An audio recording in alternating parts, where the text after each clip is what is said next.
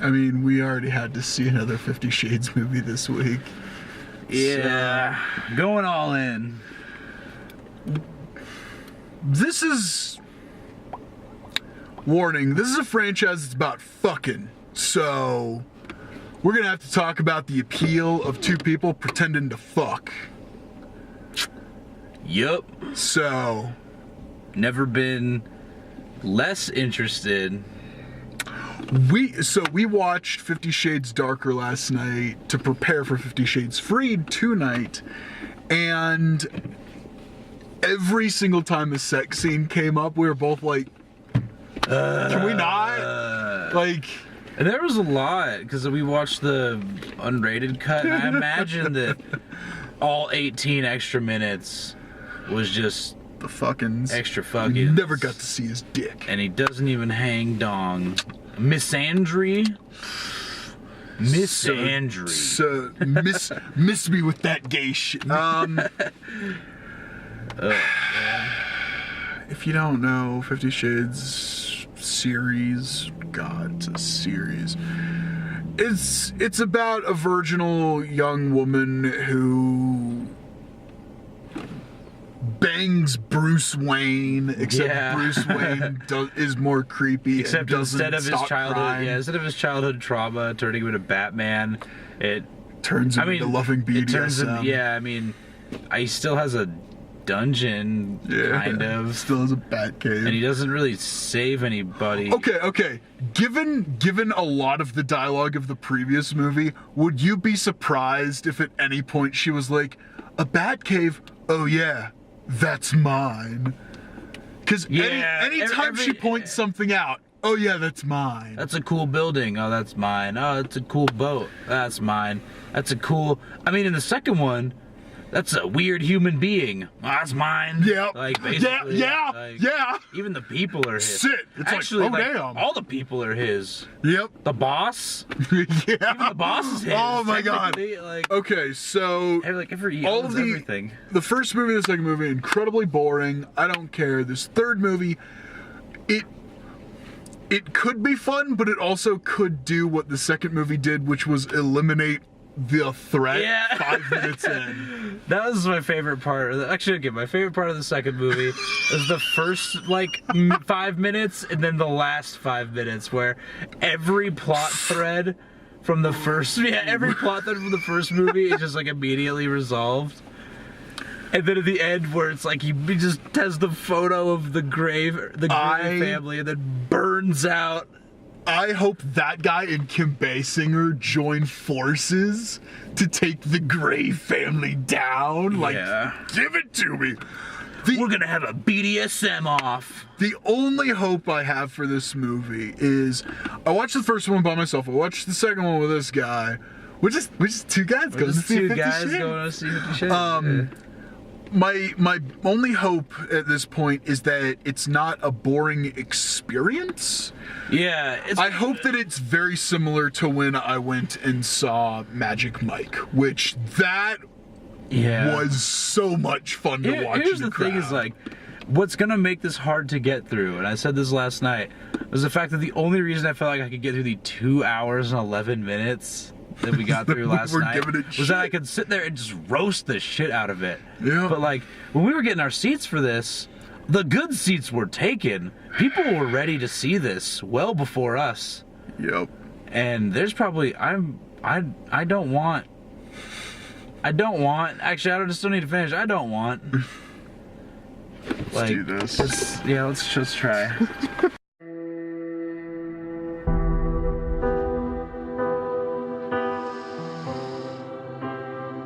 Good morning, wife.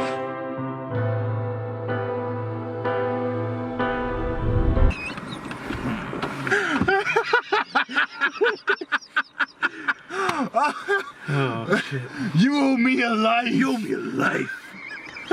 So, oh my god. That's when that movie went from every 50 Shades movie has is just total garbage with one just golden fucking moment. Last movie, golden unintentional moment was the burning of the face. Yes. With like this, with the little cigarillo. Yes. And this one was looking down and seeing a note that says, "You owe me a life." Seriously, like we're laughing at the montage at the beginning of this film because it's laughable, and then just boring for another 15 minutes. It did what the second movie did, though. The first 5 minutes of this movie just completely was like, oh, they're married, honeymoon, everything's been going well. And then you find out later in the movie that since the first movie, it's been like 2 months. Couple months, It's been like 2 months. So that means they were broken up for like a weekend. Yeah. Yeah, because they say I mean, 6 weeks? Yeah. Fuck, this movie was not good. It was, but oh my god, so, it had some golden moments. We have to explain that a little bit. There's a lot going on here. So there's this really good kung fu film directed by Keanu Reeves called The Man of Tai Chi. And go see it, but I'm gonna spoil the ending. I mean, Keanu Reeves is the main villain. Keanu Reeves is the main villain, and the motivation for him as the villain, and then a thing he repeats a few dozen times at the end of the film is very serious, dour-faced. He points at the main character, Tiger Chen, and he goes, "You owe me a life." And then we love that movie, but we tend to throw that one around every now and again. Yeah. And so then after the main villain of the second film attempts to abduct Anastasia, he leaves this note that just reads, "You owe me a life," and then he says it later in the movie. At the end of the movie. And it took everything in our power. Because we're sitting there, we're cracking up, laughing our asses off. We're sitting there like this the whole time. And every time I just want to peek over and say, "You owe me a life." And then we start laughing again. We can't. A solid 15 minutes of locking my jaw, trying to not laugh. But it was great.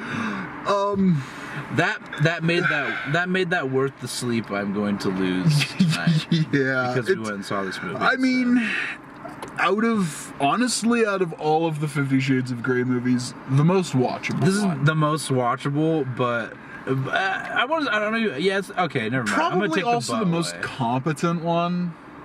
For the most part, and I gotta say, I think a big reason for that is Danny Elfman. Because I feel like his score kept those scenes going. In the other two movies, it was just silent.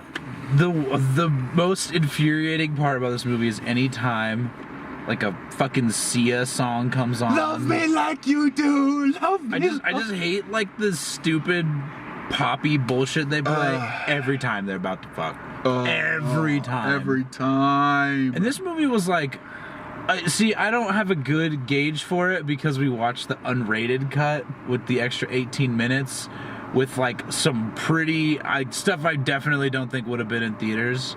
I can't tell if this theatrical cut was like more or less gratuitous than the last. Yeah. But I mean, that's like a big part of the movie, and this felt like... You know what wasn't a big part of this movie? Jamie Dornan's penis. Jamie Dornan, it doesn't even hang it. No dong. Doesn't hang it. Spoiler. No dongless trilogy. Dongless trilogy. And what's funny is that equal rights. The women behind us. The women behind us did the same thing. They were the only ones that wanted to see his penis. They were like, when are we gonna see it? Yeah. And I was like, when are we gonna see it? Like Miss Andry. Yeah. First movie. Base. Fix it, Hollywood. And that's it. We got weird pubes in this one. Pubes. So I would say the second best scene of the film, and again, it's because of other things, would be when they're like eating ice cream off of each other, because I just turned to you and I'm like, that one scene in Hot Shots when he's like cooking breakfast. Yeah, she like lays back and he like making some eggs. It's like checking the bacon to make sure it's cooked. It was so. I think it's also the shortest one. Yeah, the minute you knew, okay, shortest. so like we could go in, we know this is gonna be a great movie, but like the moment where you realized it was gonna be like laughably bad was when it turned into like a weird like spy saboteur thriller. Right out the gate. Right after the first montage is finished, you see the main villain. Hyde goes in. He like infiltrates Gray Enterprises, and he like plants a bomb, and this is like very intricately wired stuff. Oh, he has a device that like he's like bypassing doors. Yeah, it's a touch. It's this touchpad. He just sticks this thing to it, hacks right in, and then the bomb. There's the timer. Full Hackerman. Yeah. So there's the timer, but then the bomb itself looked like it was just a flask. They're like, fuck it, strap a timer to whatever. It looked like someone cut the. It looks like someone cut the wrist strap off a Fitbit. Yes. And then that was the bomb, like just a Fitbit. So you enter and this car. There's a film car chase. Oh, there's a car chase and scene. Honestly, the whole car chase, I'm just like, yeah, I agree with that guy. Fuck you guys for driving like that. They were driving very dangerously. Yeah. Very reckless. Very reckless. Although there was a trailer for cock blockers. I'm gonna call it cock blockers, even though it's called blockers. Rooster blockers. Rooster blockers. Before this film, which I am hotly anticipating. It actually looks pretty funny. But one of the characters is like, WWVDD. What would Vin Diesel do? And they start just driving crazy. And I turned to Nick, I'm like, WWVDD. It turns out every, like, external dumb reference and meme and even trailers made this movie more watchable, but it was pretty bad. Oh, yeah, by no means is this a film you should go out and see. You don't need to see it. You don't even need to rent it. Yeah. Okay, like, you're getting what you got out of the first two. Like, out of the first two. And the plot is, like, really... Like, you know what's going to happen. Like, E.L. James, is that her name? is just... She's a hack. Yes. She's a bad fan fiction writer. Yep. And that's, like, what these movies are. Yep. It's bad fan fiction. And...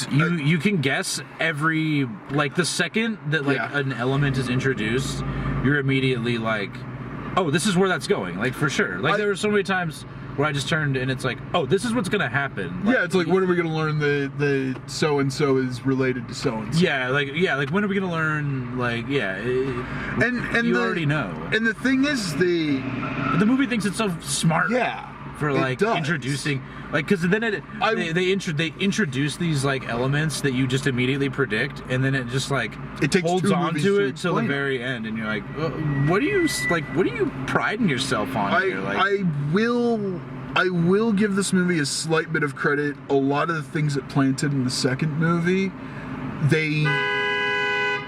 thank you.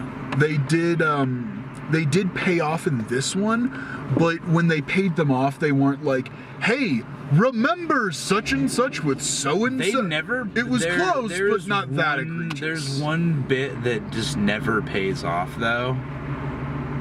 I don't know if I should spoil it or not, but hardcore never paid off.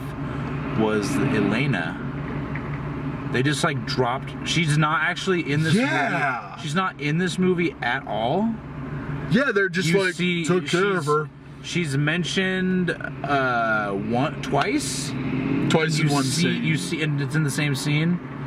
And then it's just kind of like that typical Christian Grey thing where he's like, I took care of it, and that's the end of it. Yeah, also... But not really. He doesn't actually take care of it. Yeah. It's like, also, I still firmly believe that Anastasia Gray's character does not understand billion. Because she's like, is that your plane? They immediately... Yeah, he's a billionaire. They immediately did that at the start, and that was... We were, like, making that joke. We were just making that joke before we went and saw it. And then at the very beginning, he's like, oh, yeah, I own that.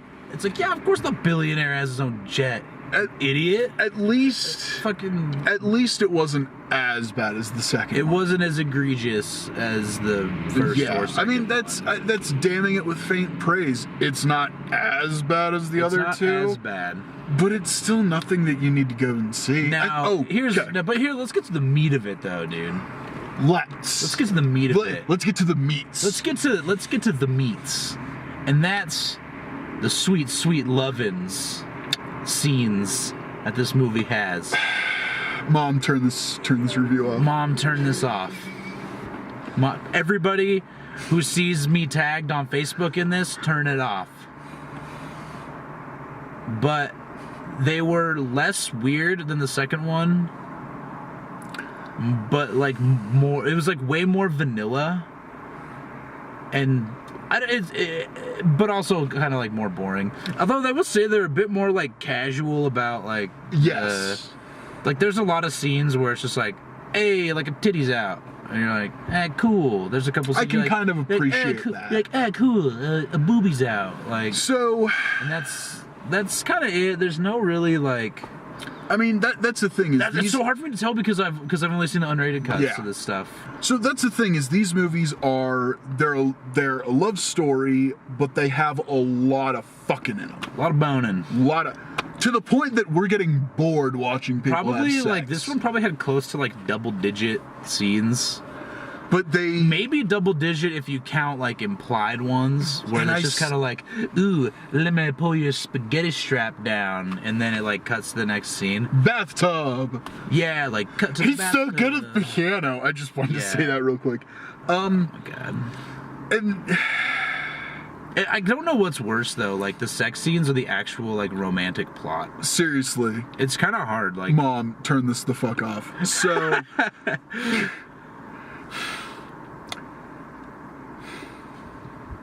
I'm gonna tear apart a little bit of sex logic for a second here. We're doing this.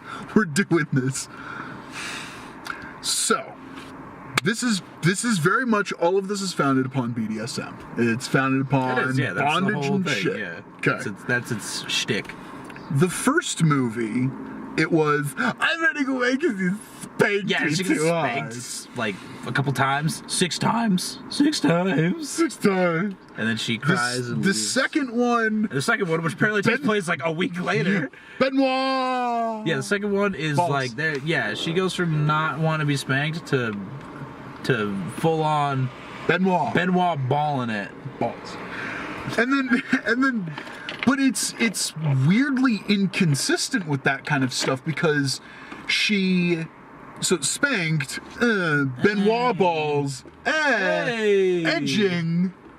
Yeah, she's like, ain't it cool with that? I'm like, that was a weird. Fuck? That was a weird part of the movie. What they're because they imply that he is definitely on the road to being like more okay as a person. Fine. There's definitely the idea that like that like I don't want to get into weird territory. We are, but they definitely imply that like him being into like BDSM or S&M stuff in general is like definitely like a bad thing, and then he needs to like recover. Yeah. But then at the end of the movie, she submits fully. She's kind of like, she submits fully.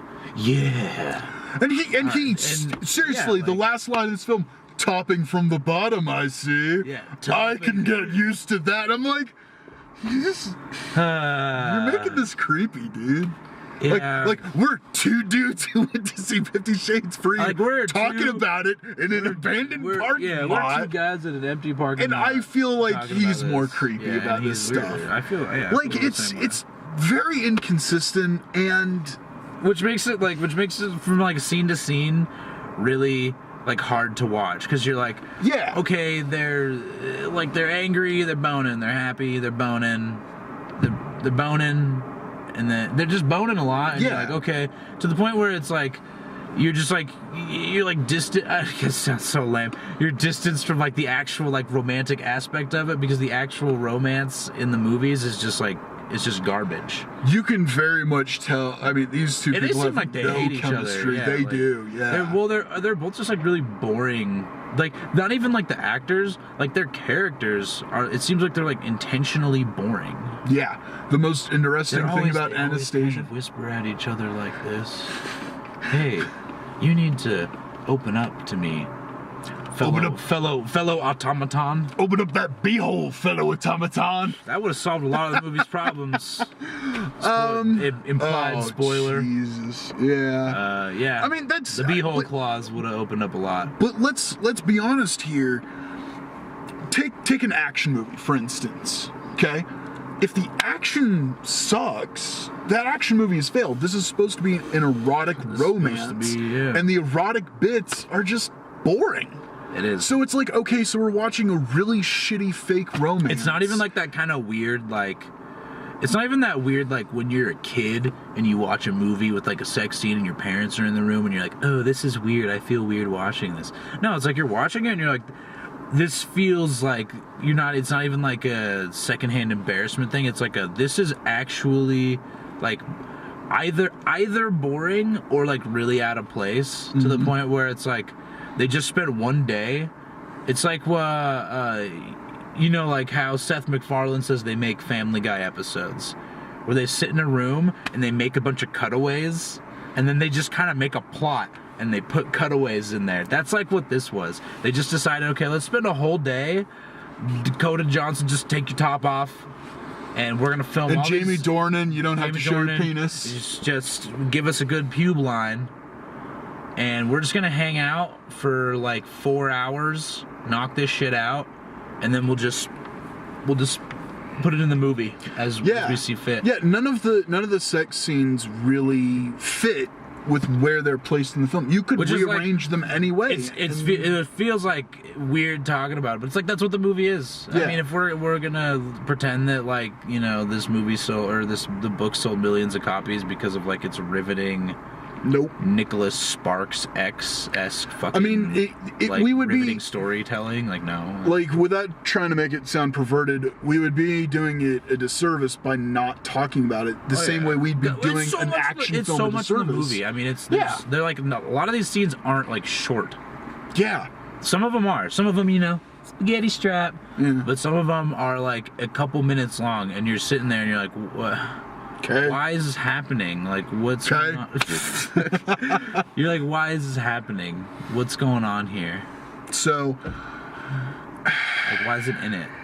Yeah. It's just boring, really. And it doesn't feel like it was really pitched towards women, because it didn't sound like the ladies behind us were like real into it. No one in the theater seemed super into it. Yeah. So it's like, okay, the romance. This is not an epic romance. Not particularly funny. Not particularly really touching. Not intentionally funny. But there's no like there's no really like heartfelt moments. Like there's nothing that would like wet an eye. Yeah. Like there's nothing really like touching. It's because this film meanders. The plot meanders so much, and then anything that would be like. This is serious. It's dealt with in 2 minutes. That and like the major like thing to this film isn't even the climax of the film. Yeah. It's not the end of the film. There's still like another 10 minutes after it. Yeah, and the other thing is like you have two characters that are like one of them is like based upon just being like an emotional husk. Yeah. And then Dakota Johnson, Anastasia Steele is just like a boring, like she always is whispering. So there's no like emotional impact to anything anybody says. So with that, there's nothing crazy, man. With that, it's like, okay, this scene is going to be about this problem. Okay, we solved the problem. So it's like, great. With drama, you want to see people having issues and then solving the issue.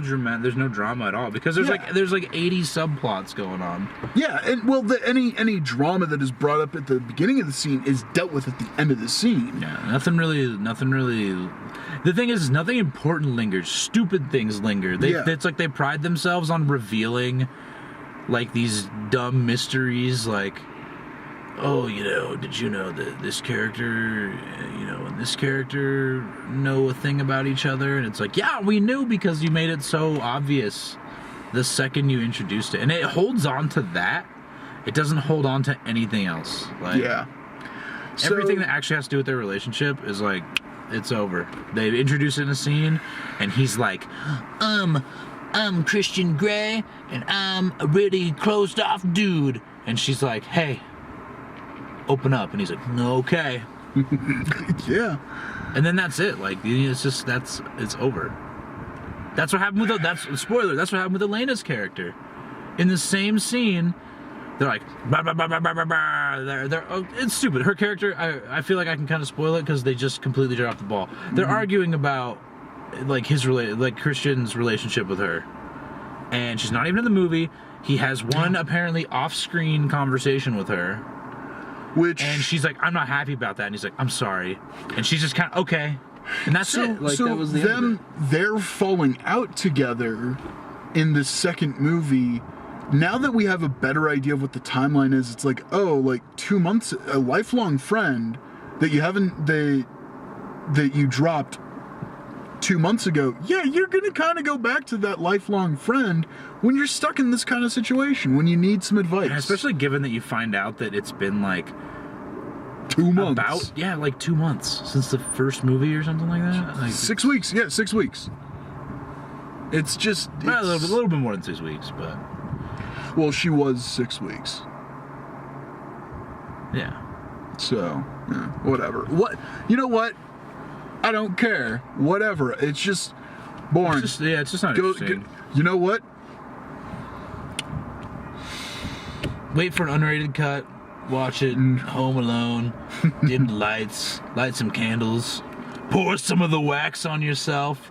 And then fucking turn it off and go watch something else. Watch porn like a goddamn adult. With the windows down in public. Windows down in public. That's how bad this movie was. We'll endorse it. Warranty plus for fucking shit up. Next week. Ooh. Oh, this week we just had to get through it because next week. Yeah, Black Panther. Step into the spotlight. Woo! I hope it's just all Run the Jewels soundtrack. Oh, well, it looks like it's all Run the Jewels and Kendrick Lamar, so. The Kendrick Lamar. Okay, yeah, I guess it's all right. I can. You know what? I can Fuck it. put up with that. Fuck it. I'm upset. I've heard good things about this one. All I want. You're getting your Afro cyberpunk world building, and I'm just getting what looks like a really fun movie. So next week, Black Panther, y'all. Finally, will this be the first good movie we've seen? Death Cure was good. Death Cure was good. Death Cure was good, but Death Cure was like. It was unexpectedly good. Well, Death Cure was good for like what we were expecting. Yes. Like the movie wasn't, it wasn't like great, but it was good for what we were expecting. This is finally, I guess, maybe it will be like just a good movie. I'm over things being like a good Marvel movie or a good like DC movie. That doesn't like cut it for me anymore. It's got to be like a good movie. Mm-hmm. Because obviously Marvel's had like some they're popcorn flicks, but they've had some serious problems. Villains don't stick around. Color issues. I mean, like actual colored picture issues. Yeah, which they've gotten better. Looks pretty in some. I think when I watched Doctor Strange is when I realized I needed more from a Marvel movie, because I liked Doctor Strange.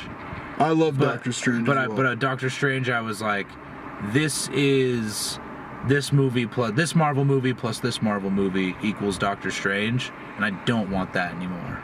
That's why I like Ant-Man so much. Yep, it needs I'm excited for Black Panther. I'm hoping that it's not a good Marvel movie. I'm hoping it's a good movie. Yep. Yep. So.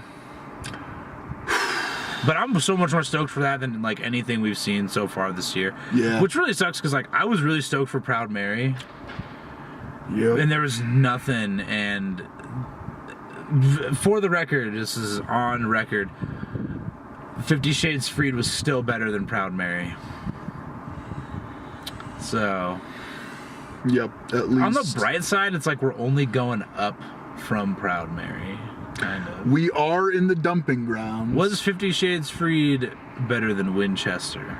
Would you rather watch this or Winchester?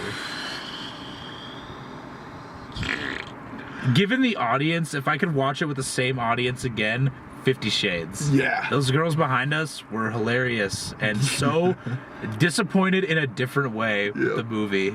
That was funny. Yeah. The audience helped make this one. So yeah. If someone would have turned around and been like, "Why are you guys laughing?"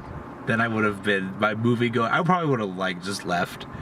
I was legitimately thinking that I might have to walk out of the theater for like a minute to just start laughing. Yeah. I've never held in laughter like that in a movie before. Also, I don't know if there is any set of trailers out there that could turn me off to what I'm gonna watch faster than the awful combination of Tully and I Feel Pretty. I Feel Pretty. Yeah. Oh my sweet lord. She's not funny. But fuck it. Yeah. We're gonna watch something else that week. I don't care. I didn't know I did my time. Every trailer we saw, I did not know that movie existed until the exception for me being Blockers, but okay, well, that one, but like the Mamma Mia 2 trailer, I didn't see until we went in there. Even though it was playing in the lobby. Oh yeah, it was playing in the lobby. Okay, but until tonight then. Yeah. What was Tully? Is that? Yeah. With the chick from San Junipero, I think it was had that actress. You mean the chick from Blade Runner 2049? Oh, we could say that now, yeah. I'm gonna say that. That's the thing, though. That kind of bums me out. The movie looks not interesting at all. The San Junipero episode's pretty good. It's overrated, but it's pretty good. And then she was really good in Blade Runner. Yeah. And then Charlize Theron. Oh yeah. Charlize Theron. But yeah. Yeah, just go watch something else. I mean, just like Death Cure's still in cinemas. Yeah, Death Cure's still there. Yeah. Black Panther's next week, so just hold off. Just wait. Watch Black Panther. Go. Annihilation is after Black Panther. Go read a book. Watch the Cloverfield Paradox. Read other fan fiction. Yes. There are people that write fan fiction for free that are better than this adapted garbage. And with that, thank you for watching. Preach. Please like this video, subscribe to the channel, youtube.com/glassfilmshouse, Twitter @glasshousefilms, and facebook.com/glasshousefilms. Thanks, y'all, and we'll see you next week for Black Panther. We will try and be as racially sensitive as possible for that. Bye!